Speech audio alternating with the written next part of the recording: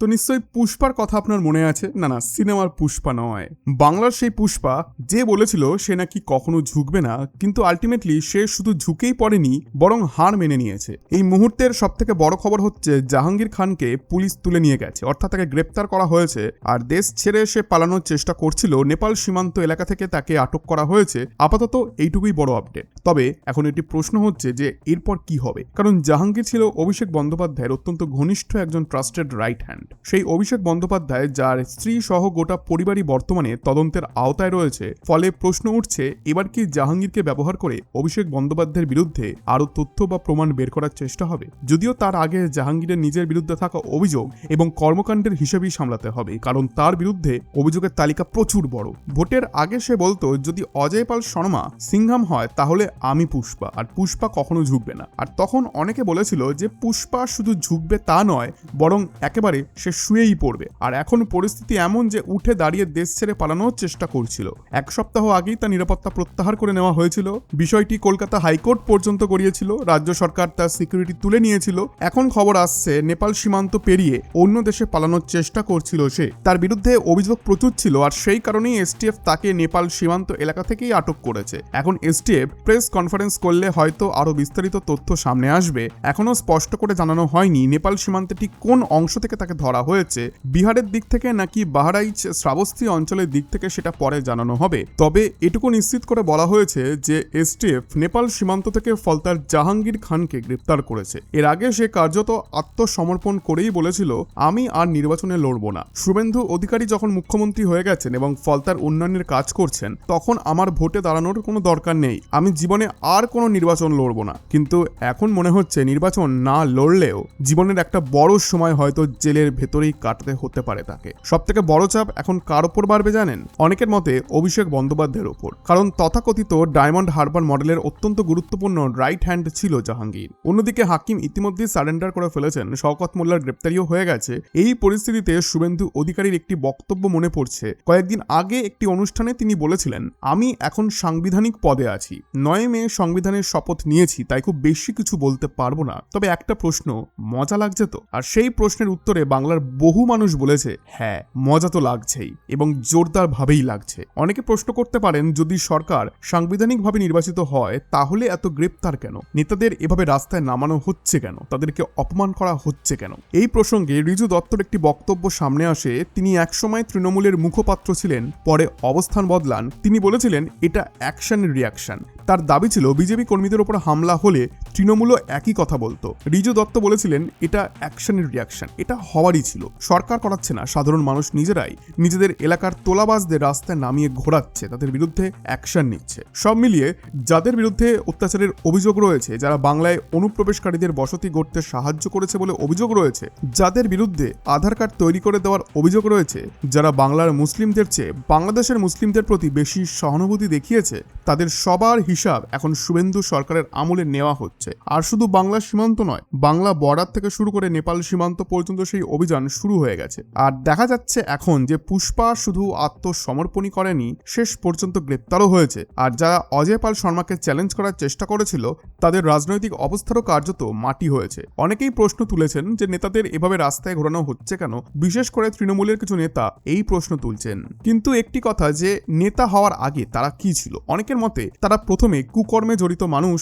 তারপর নেতা। আর এই কথা কেন বলা হচ্ছে তার উদাহরণ হিসেবে সন্দেশখালীর শেখ শাহজাহানের নাম বারবার উঠে আসছে। সন্দেশখালীর বহু মহিলা প্রকাশ্যে অভিযোগ করেছিলেন যে তারা দীর্ঘদিন আতঙ্কের মধ্যে ছিলেন, যে তারা এবার গ্রামে সেফলি আছেন, কারণ যদি সে আবার সরাসরি জনতার সামনে চলে আসে তাহলে তার কি পরিণতি হবে। অনেক মহিলা বলছেন যে আজ শেখ শাহজাহান যদি জেলের ভেতরে থাকে তাহলে সে সব থেকে নিরাপদে রয়েছে, কারণ যদি সে আবার সরাসরি জনতার সামনে চলে আসে তাহলে তার কি পরিণতি হবে সেটা মহিলারা বুঝিয়ে দিয়েছেন। তাই শুধু সাদা পাজামা বা কুর্তা পরে নিলেই কেউ নেতা হয়ে যায় না। নেতা মানে একটা দায়িত্ব, এটা কোনো সার্ভিস নয়, এটা 24/7 ফুল টাইম রেসপন্সিবিলিটি। সাধারণ মানুষের ভেতরে বছরের পর বছর জমে থাকা ক্ষোভ এখন বাইরে বেরিয়ে আসছে। লোকমুখে শোনা যাচ্ছে অনেক মানুষের কষ্ট, অভিশাপ আর ক্ষোভ যখন একসঙ্গে জমে যায় তখন একসময় তার রিয়াকশন দেখা যায়। আর আমি বলেছিলাম যে বাংলার মানুষ কাউকে বিচার করার আগে প্রচুর সময় দেয়। বামফ্রন্টকে 32 থেকে 33 বছর সময় দিয়েছে দিয়েছে, তারপর মমতা বন্দ্যোপাধ্যায়কেও প্রায় 15 বছর সময় দিয়েছে। কিন্তু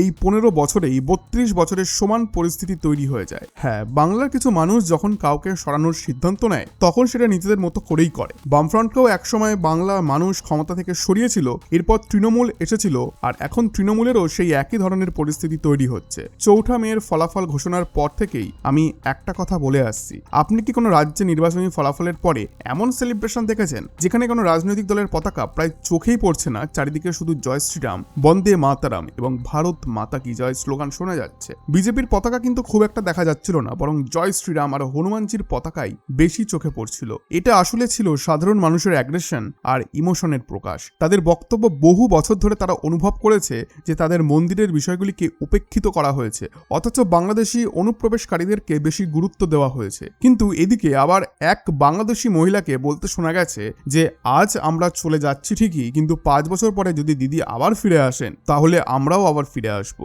আর কলকাতা ছেড়ে যাব না। একবার ভাবুন, এই বাংলাদেশের মানুষদের কত বড় আস্পর্ধা এবং কত বড় সাহস, এবং পূর্ববর্তী গভর্নমেন্টের কতটা সফট কর্নার থাকলে এই ধরনের কথা সামনে আসতে পারে। আর এই সব কিছুর হিসাব এখন পশ্চিমবঙ্গের মানুষ নিচ্ছে, আর তার পাশাপাশি সাংবিধানিক প্রক্রিয়ার মাধ্যমে সরকারও ব্যবস্থা নিচ্ছে। কারণ আগে কি হতো, আজ যেভাবে গ্রেপ্তারি হচ্ছে আগে সেভাবে হতো না। বিজেপি কর্মীদেরকে কেটে ফেলা হতো, খুন করা হতো। 2021 সালের বিধানসভা নির্বাচন দেখুন, 2024 সালের লোকসভা নির্বাচন দেখুন, তার আগের নির্বাচনগুলিও দেখুন। 321 জন বিজেপি কর্মী এবং তাদের পরিবারের সদস্যরা এমনি এমনি অসহায় হয়ে পড়েনি, এমনি এমনি 321 জনের মৃত্যু হয়নি যাদের আজও শ্রদ্ধাঞ্জলি দেওয়া হয়। এদিকে যে সমস্ত বিধায়ক এখনো তৃণমূলের সঙ্গে যুক্ত তাদের মধ্যেও অনেকে বিজেপির দিকে যেতে চাইছেন।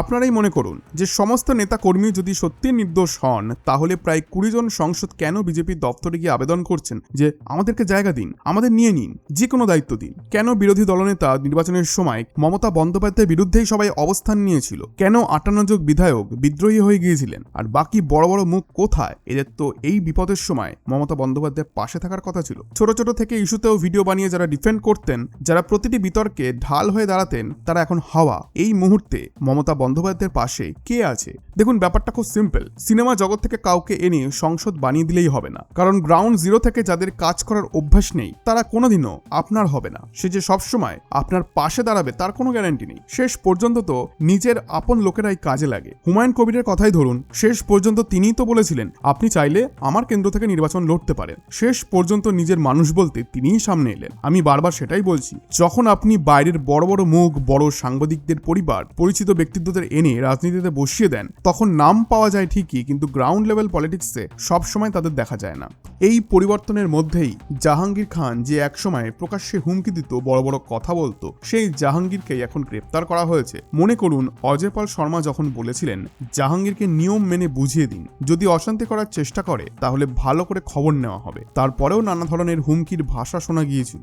কিন্তু 4 মে থেকে এই 4 জুনের মধ্যে বাংলার রাজনৈতিক আবহাওয়া যেন সম্পূর্ণ বদলে গেছে। এতটাই বদলেছে যে মানুষ বলতে বাধ্য হচ্ছে যে চলো বাংলায় বেড়াতে যাই। আগে অনেক সময় শোনা যেত যে কেউ বাংলা যাচ্ছে না, সবাই সেখান থেকে পালাতে চাইছে, কিন্তু এখন পরিস্থিতি অনেক বদলেছে। যারা কলকাতা ছেড়ে চলে গিয়েছিল তারা নতুন করে আবার কলকাতায় আসছে, তাদের চোখে পরিবর্তন দেখা যাচ্ছে। আর একই সঙ্গে সরকারও নিজের সাংবিধানিক ক্ষমতা ব্যবহার করেই পদক্ষেপ নিচ্ছে। এদিকে নেপাল সীমান্ত দিয়ে দেশ ছেড়ে পালানোর চেষ্টা করছিল বলে অভিযোগ থাকা ফলতার জাহাঙ্গীর খানকে ইতিমধ্যেই আটক করা হয়েছে। এরপর এসটিএফ কি তথ্য দেয়, পুলিশ কি জানায়, সেটাই পরের বিষয়। তবে এই মুহূর্তে আসা এটাই সবথেকে বড় আপডেট। অজয় পাল শর্মাকে চ্যালেঞ্জ করতে গিয়েছিল সে। অজয় পাল শর্মা সেখানে স্থায়ীভাবে ছিলেনও না, কিছু সময়ের জন্যই দায়িত্বে ছিলেন। তিনি ফিরে গিয়েছিলেন ঠিকই, কিন্তু তার ইমেজ এখন এমন জায়গায় পৌঁছে গেছে যে দেশের যে কোনো সেন্সিটিভ এলাকায় কোনো বড় সমস্যা দেখা দিলে প্রথম সারিতে তার নামই উঠে আসছে। ফলে তার কাঁধে এখন একটা বড় দায়িত্ব এসে পড়েছে। আর জাহাঙ্গীরের মতো যারা একসময় কারো ট্রাস্টেড রাইট হ্যান্ড ছিল, তারা নিজেদের সর্বনাস্ত ডেকে এনেছেনই, সেই সঙ্গে যাদের হয়ে কাজ করত তাদের সম্পর্কেও অনেক তথ্য সামনে আসতে পারে। অনেকেই এখন অপেক্ষা করছেন জাহাঙ্গীর কবে বড় বড় ডিসক্লোজার করবে, কারণ দাবি করা হচ্ছে যে এরপর অনেক গুরুত্বপূর্ণ তথ্য আসবে, যেটা শুনে আপনি নিজের কানকে বিশ্বাসই করতে পারবেন না। আমরাও অপেক্ষা করছি, আপনারাও করুন। আই হোপ আজকের এই ভিডিওটি আপনাদের ভালো লেগেছে। ভিডিওটি ভালো লেগে থাকলে ভিডিওটিতে অবশ্যই একটি লাইক এবং চ্যানেলটিকে এখনই সাবস্ক্রাইব করে দিন। ধন্যবাদ।